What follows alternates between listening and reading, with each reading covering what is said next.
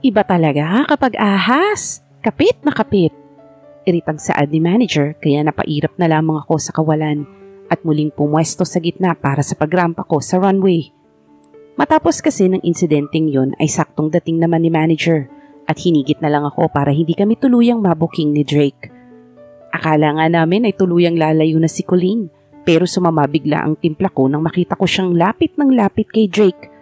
Nagpapasalamat naman ako dahil talagang umiiwas ang isang to. Ang nakakainis lang sa Colleen na to ay yung kung kailan naman may asawa na ang tao ay saka pa talaga dumidikit. Nang maalala kong hindi niya pala alam ay malakas na lang ako napahinga ng malalim. It means I don't have any reason to be jealous because in the first place, she doesn't know that I'm the wife of Drake Azrael. And again, it hurts. Nabalik na lang ako sa realidad ng magsigawan ng mga nanonood at pumalakpak pa. Kaya pinilit kong ngumiti at pagaanin ang sitwasyon kahit nahihirapan na ako.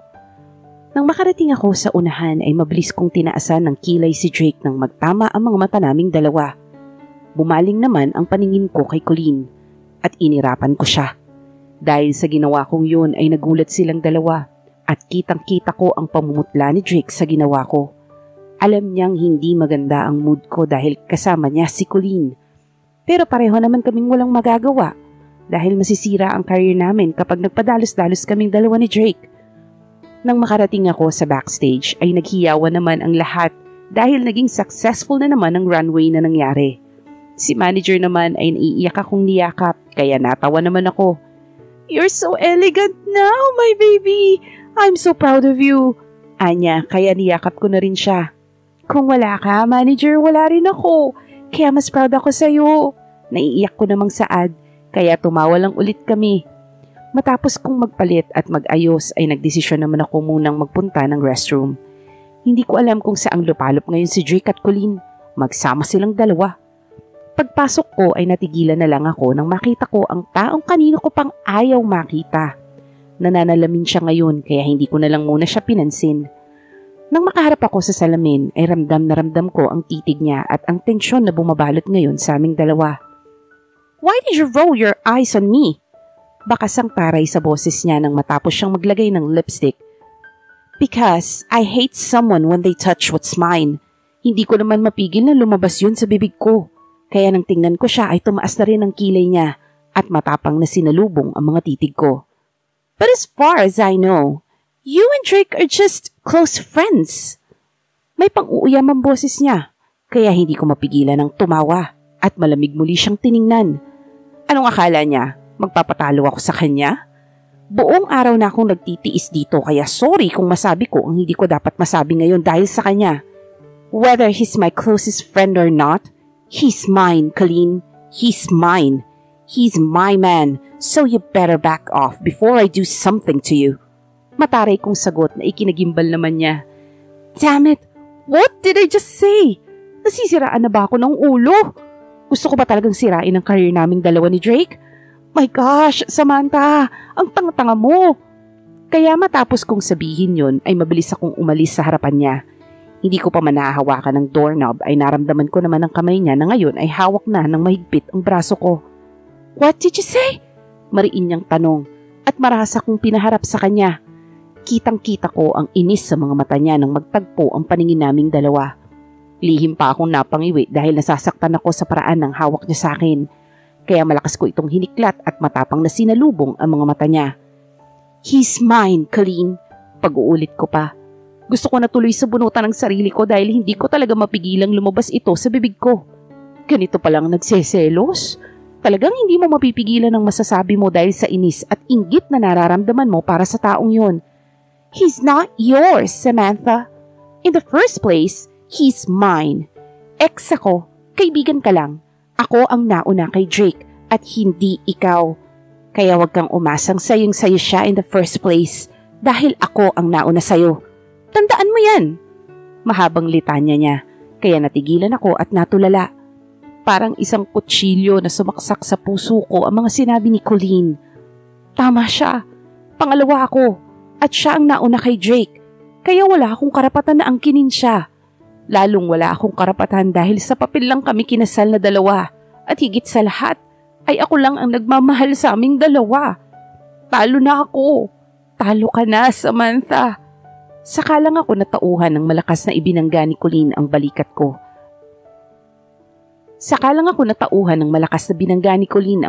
ko.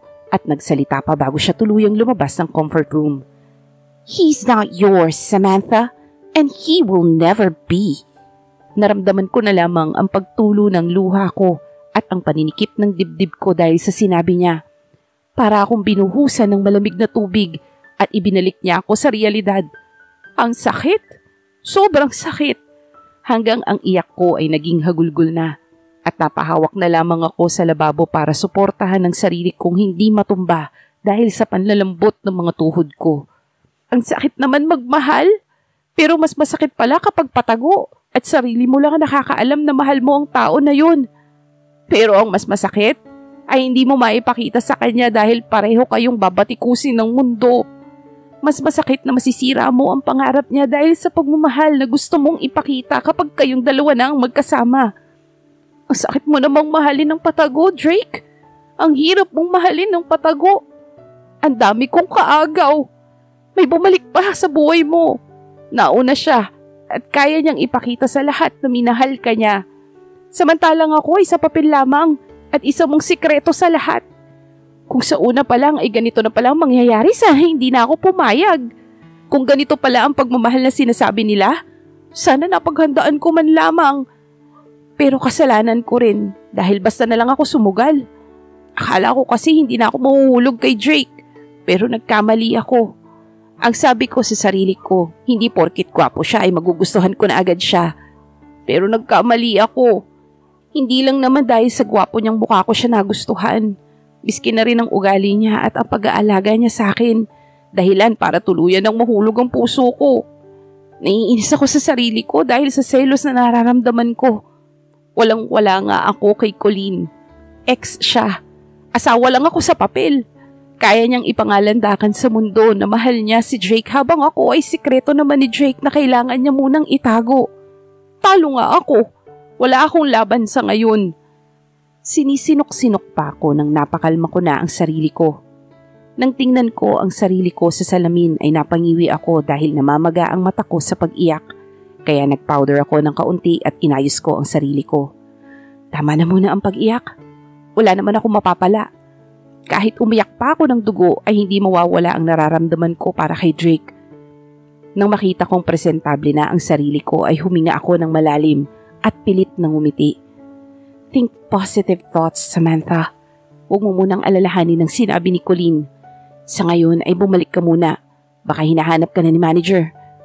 Pagbukas ko ng pintuan ng restroom ay nanlaki ang mata kong makita si Drake na nasa tapat nito at parang may hinihintay. Nang magtama ang mata naming dalawa ay kitang-kita ko ang pag-aalala sa mata niya at napapikit na lang ako nang haplusin niya ang pisngi ko. You're the only man that makes my heart calm and hurt, Drake. And I hate and love this kind of feeling. It feels alive. Did she hurt you? Ramdam ko ang gigil sa boses niya. Kaya pilit akong ngumiti at tumitig sa mga mata niya. No, I'm just happy. Liar, you're hurting, Samantha. You're jealous. I'm happy because I'm overwhelmed by this kind of stuff that is happening lately. I can't believe that one of my dreams has come true. Walang halong kasinungalingan kong saad. Ayoko lang nasabihin ko pa ang totoo kong nararamdaman dahil hindi pa ako handa. Hindi pa ako handa na malaman sa kung ano ba talaga ang nararamdaman sa akin ni Drake. Don't mind her, okay? She's nothing. She's just my past, Samantha. You're my present and future now. You don't need to doubt. She's my past now. Pag-aalo niya sa akin, kaya wala na akong magawa kundi ang tumango. Magtitiwala ako hanggang sa kaya ko, Drake. Titiisin ko ang sakit hanggang sa kaya ko pa, Drake. But my heart shattered into pieces when I woke up tomorrow morning and read that Drake and Colleen are now dating again. He assured me that I don't have to mind that woman, but there's an article about them that the two of them are dating. Pauwi na kami ngayon ng Pilipinas. Sobrang tahimik ko lang sa biyahe habang si manager naman ay nararamdaman ko ang pagtitig niya sa mukha ko. Nakasalamin kasi ko para hindi mahalata ang namamaga kong mga mata. Pagising ko kasi kaninang umaga ay yun agad ang bumungad sa akin at hindi ko na mapigilang umiyak at masaktan sa binasa. Alam kong nagulat si Drake sa article kaya gusto niya akong kausapin. Pero ayaw muna ni manager dahil kumalat na ngayon ang mga media at pinapanood na ang bawat galaw ni Drake. Kaya wala na siyang magawa kundi ang dumistansya muna sa akin. "Are you okay, Samantha?" Nag-aalalang sambit ni manager nang makababa kami ng airport. Kaya lumingon ako at pilit na ngumiti. Dumagsa agad ang mga photographer at reporter nang dumating ako. Kaya pumalibot agad ang mga guard para protektahan ako. Pero mas lalo pang dumagsa ang mga reporter nang bumaba si Drake sa sasakyan at marami nang nagtanong sa kanya. Kahit nakasalamin siya, ay ramdam ko ang paninitig niya sa akin. Pero nagpatuloy lang kami sa paglalakad ni manager sa loob. "Mr. Drake, is it true that you and the daughter of one of the most famous painters are now dating, which is Miss Colleen?" "That's not true. There's no exact evidence for that kind of dating." Yun lamang ang huli kong narinig at tuluyan na kaming nilamon ni manager ng mga photographer at reporters sa loob ng airport. Idamay mo pa ang tilian ng mga fans ko at fans ni Drake, kaya hindi na talaga magkaintindihan. Pero napasigaw na lang ako nang may humawak sa braso ko. Pagtingin ko, ito ay isang lalaki na ngayon ay hawak-hawak na ng mga bodyguards.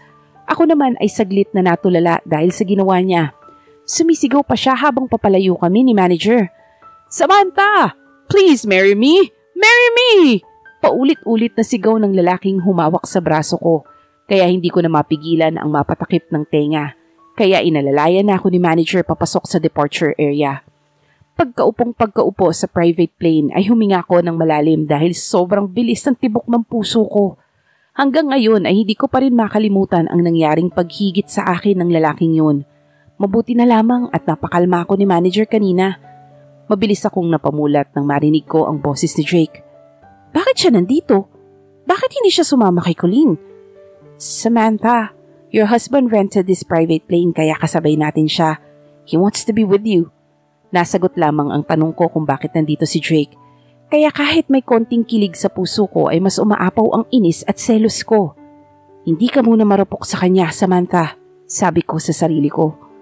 "Wife, I saw someone touch you without your permission. Are you alright?" Pagtatanong niya, kaya tumango na lamang ako. Naramdaman ko naman ang pagyakap niya sa akin kaya inis ko siyang tinulak. Ayoko munang maramdaman ang hawak niya dahil nasasaktan ako hanggang ngayon. "I'm tired, Drake." Malamig kong saad, kaya narinig ko ang malakas niyang pagbuntong hininga at ang mabilis niyang paghalik sa labi ko. "Alright, take a good rest, wife." The next day hits differently. Patuloy pa rin ang pag-iwas ko kay Drake at mas lalong lumalala ang issue nilang dalawa ni Colleen nang umuwi siya dito sa Pilipinas at talagang sinundan ng asawa ko. I know that Drake is making his move to clear all the things, pero hindi ko pa rin maiwasan ng magselos, lalo na kapag magkasama silang dalawa sa isang article or news. Mas lalo lang akong nilalamon ng selos at inggit. Pagbukas ko ng cellphone ay halos mabitiwan ko ito nang makita ko ang isang video kung saan may ipinakitang singsing si Colleen at katabi naman niya si Drake na ngayon ay parang nagpupuyos sa galit. Nang pindutin ko ang play button ay nagsimula ng tumulo ang luha ko. Sunod-sunod ito at ayaw nang magpaawat dahil sa narinig ko. "Drake gave me a ring. I don't know kung para saan ito, but I think he wants me to marry him." Ani Colleen at mas lalo pa niyang ipinakita ang singsing sa mga reporter kaya nagkagulo. "Stop that, Colleen. You're making it worse." Si Drake naman ay pinipigilan si Colleen sa kung ano pa ang sasabihin. Kitang-kita ko kung paano siya magtimpi at higitin ito papasok sa kumpanya niya at doon ay nagtapos na ang video. Hanggang ngayon ay nanginginig pa rin ako. Ayokong maniwala. Imposibleng bigyan siya ni Drake ng singsing. Kung talagang mahal nga ni Drake si Colleen ay matagal niya nang itinapon ang kasal naming dalawa. Pero kahit ganun ang sinasabi ng isip at puso ko, ay iisa lang ang pumapasok dito. That should be me. That should be me who is proud to marry Drake and not you, Colleen. Napasimangot na lang ako nang gumuhit sa lalamunan ko ang mapait na lasa ng alak. Makakadalawang bote na ako ng soju at hindi ko akalain na tatamaan ako sa alak na ito. Namumungay na rin ang mga mata ko dahil sa kalasingan. Ang ulo ko ay masakit na at ramdam ko na ang hilo na lumulukob ngayon sa sistema ko. Kaya nang aakmang tatayo na sana ako, ay nagulat na lang ako nang may biglang yumakap sa bewang ko at sinalo ako para hindi tuluyang mahiga sa sahig namin. The fuck? Wife, are you drunk? Bakit nagiinom ka? Ramdam ko na ang irita sa boses ni Drake, kaya ngumiti ako at pinisil ang pisngi niya. You're here now, my husband. Bakit wala ka sa kulin na yon? Doon ka! Lasing kong saad, pero umiling lang siya at hinawakan muli ako, kaya pinipilit ko siyang tinutulak palayo. You're my wife and home, Samantha. I'm trying my best to clear my name and the dating issues about us. Please hold on, wife. Anya. Pero dahil naaalala ko pa rin ang paghawak sa kanya ni Colleen, pilit ko pa rin siyang tinutulak palayo. Stay away from me, Drake! I hate you! Hindi ko na mapigilang saad, kaya natigilan siya at nagulat na lang ako nang hawakan niya ang dalawang braso ko at pinaharap sa kanya. Damn, Samantha! Bakit mo ba ako tinutulak palayo? Bakit hindi mo ako pinapansin? Bakit tinutulak mo ko kay Colleen kung sa una pa lang ay ikaw ang gusto kong makasama? Why are you doing this to me? You're hurting me, wife. Frustration filled his voice, kaya nanlalambot ako at tuluyan nang nawala sa katinuan dahil sa mga sinabi niya. Nasasaktan siya. Nasasaktan ako. Parehas na kaming nasasaktan ngayon kaya hindi ko na mapigilang tumulo ang luha ko. I'm jealous, Drake. That should be me who is proud to marry a man like you, Drake. That should be me and not her. That should be me, Drake, I said while looking at his eyes directly. Unti-unti akong kumawala sa kanya nang maramdaman kong nawala ang kalasingan ko. Dapat ako kasama mo. Dapat ako ang humahawak sa kamay mo at hindi siya. Dapat ako nagpapakita ng singsing. Dapat ako yun. Hindi ko na mapigil ang sigaw at napatigil dahil nararamdaman ko ang pamumuo ng luha ko. But I can't do that. I can't do that, Drake. Because I'm your secret. I'm your secret that you are keeping and protecting. I'm just your secret wife, Drake. Tuluyan na akong napahagulgol. Kaya naramdaman ko naman ang paghawak niya sa braso ko. Kaya wala akong karapatan na magreklamo sa'yo. Wala akong karapatan na isigaw sa lahat na ako ang asawa mo dahil masisira kita. Wala akong karapatan masaktan kasi sikreto mo lang naman ako. At wala akong karapatan magselos dahil hindi mo ako mahal. Matapos kong sabihin yon ay tumitig ako sa kanya. At kitang-kita ko sa mga mata niya na naguguluhan siya sa mga sinasabi ko. Why are you saying this to me, Samantha? Mahinahon ngunit nababakas ko ang bawat diin sa boses niya. Kaya mapakla akong tumawa. So he doesn't know? He doesn't know that I have feelings for him? Hindi niya alam na mahal ko na siya? Manhid ba siya? O wala lang talaga siyang nararamdaman sa akin? You don't know, Drake? You don't feel it? Nanghihina akong tanong. Kaya mas lalo pa akong nasaktan nang umiling siya. That's why I'm asking you. Why? What are you trying to point out? Pag-uulit niya pang muli. Kaya mariin na akong pumikit. Damn it, Drake! Manhid ka ba talaga o wala lang talaga ang pagbibigay ng mga motibo ko sa'yo kapag magkasama tayong dalawa? Because I love you! Paus kong wika at kitang-kita ko ang gulat sa mga mata niya. Kitang-kita ko kung paano magbago ang emosyon niya mula sa masaya hanggang